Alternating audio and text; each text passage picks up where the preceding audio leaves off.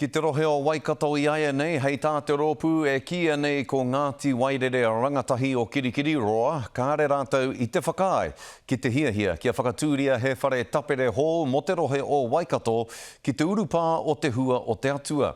Hei tā te hunga e whakatū ana i te whare nei, kua kōrero kē rātou ki ngā hapū me ngā rōpū Māori e whai pā ngāna ki taua urupā me te whenua. Anei rā ngā tai pitopito a te rina kōwhai.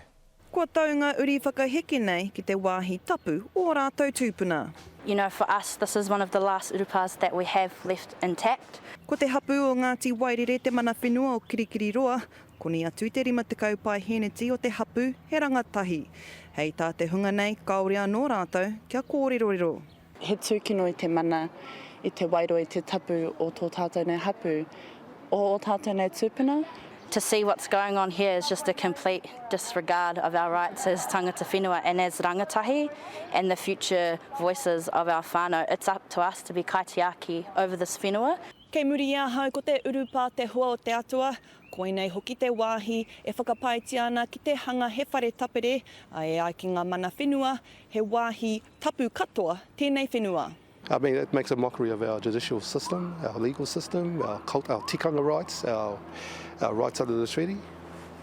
I mean, I think that shows that there needs to be some better transparency. E ai ki ngā kai whakawhanake, kua kōrero rātou ki ngā manatū Māori e whai pāngana ki te whenua. And we've redesigned the theatre in response to Heritage New Zealand's decision around Urupā. And we had Te Hā o Te Whenua o Kirikiri Rā support and Waikato Tainui support for the project. So now with Ngā Mana o Tōpō o Kirikiri Rā, we've now redesigned the theatre so we actually have no impact on the Urupā at all. Kua whakahe te pauhere taonga Māori te tono a ngā kai whakawhanake, kia whakawātia i tētahi wāhanga o te Urupā. Hei tā ngā kai whakawhanake, kua whai mahere hou rātou, ka kawea te take nei e rātou ki te kōti tai ao.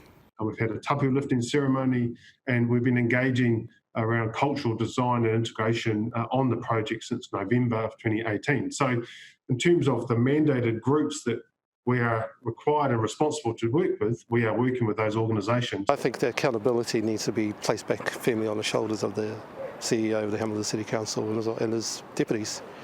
Aha kua kaore te hunga rangatahi nei e whai pāngana ki tētahi manatū. Hei tā rātou he whakapapa anō tō rātou hei kawe i ngā mahi tiaki i te wāhi tapu. Te rina kōwhai, te karere.